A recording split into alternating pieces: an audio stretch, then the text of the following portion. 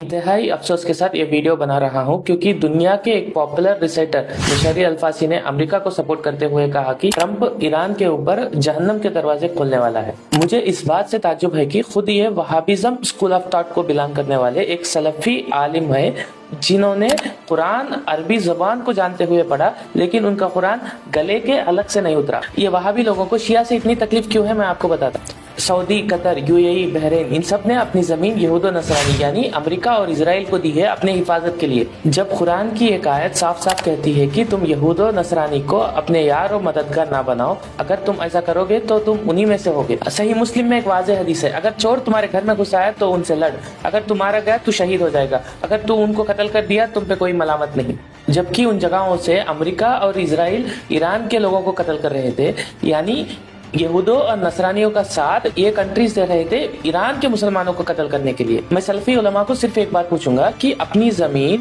کوئی مسلمان کو قتل کرنے کے لیے یہود و نصرانی کو دے تو ان پر کیا فتویٰ لگنا چاہیے؟ جو لوگ یہ کہتے ہیں کہ شیعہ کافر ہے اور شیعہ صحابہ کو گالی دیتے ہیں، میں ان سے صاف ایک بات کہوں گا کہ وہ لوگ جا کر گوگل میں چیک کرے خامنہ صاحب کا فتویٰ۔ انہوں نے کہا کہ کوئی بھی اگر امہات المومنین کو گالی دے گا وہ شیعہ میں سے نہیں، اور اس سے بھی بڑھ کر انہوں نے کہا کہ کوئی بھی اہل سنت کے مقدسات کو گالی دے گا وہ شیعہ میں سے نہیں۔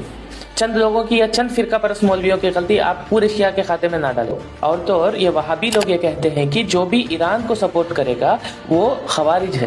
خوارج کی پہلی نشانی یہ ہے کہ وہ کافروں والی آیات مسلمانوں کے اوپر فٹ کریں گے اور مسلمانوں کو تکفیر کریں گے۔ اب مجھے بتائیں کون مسلمانوں کو تکفیر کر رہا ہے؟ خوارج کا مطلب ہوتا ہے حاکم وقت کی بیعت سے خارج ہونا، یعنی حکومت وقت کی بیعت نہ کی ہو اور ان سے بغاوت کی ہو۔ کیونکہ یہ وہابی لوگ بادشاہت چاہتے، یعنی ایک ہی خاندان سے نسل در نسل ایک ایسا بادشاہ بنے جو اہل بھی ہو اور نااہل بھی ہو، لوگوں کے اوپر حکومت کرے بنا کسی لوگوں کے کنسرن کے۔ لیکن اسلام اس کے خلاف ہے۔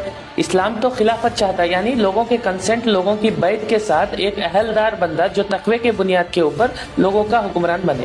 اگر ہم اسلامک ہسٹری بھی دیکھیں، حضرت معاویہ نے اپنی زندگی کے اندر تلوار کے زور کے اوپر اپنے بیٹے یزید کی بیعت لینا شروع کی۔ امام حسین نے یزید کی بیعت نہ کر کے اس ملوکیت کی مخالفت کی، بلکہ انہوں نے کربلا میں اپنی جان کی قربانی دے کر یزید کے ساتھ ملوکیت کو اس کے قبر میں دفنا دیا۔ میرا مقصد صرف اتنا ہے کہ میں کسی بھی مکاتب فکر کو ڈیفینڈ کرنا یا پھر انہیں بدنام کرنا میرا مقصد نہیں ہے۔ میں مظلومین کا ساتھ دوں اور میری ایمان کی گواہی میں دوں، کیونکہ آپ صلی اللہ علیہ وسلم نے فرمایا جو بھی برائی آپ نے آنکھوں سے دیکھے تو اسے ہاتھ سے روکے، ہاتھ سے نہیں روک سکے تو اپنی زبان سے روکے، زبان سے نہیں روکے تو دل میں برا جانے، لیکن دل میں برا جاننا سب سے آخری درجے کا ایمان ہے۔ السلام علیکم۔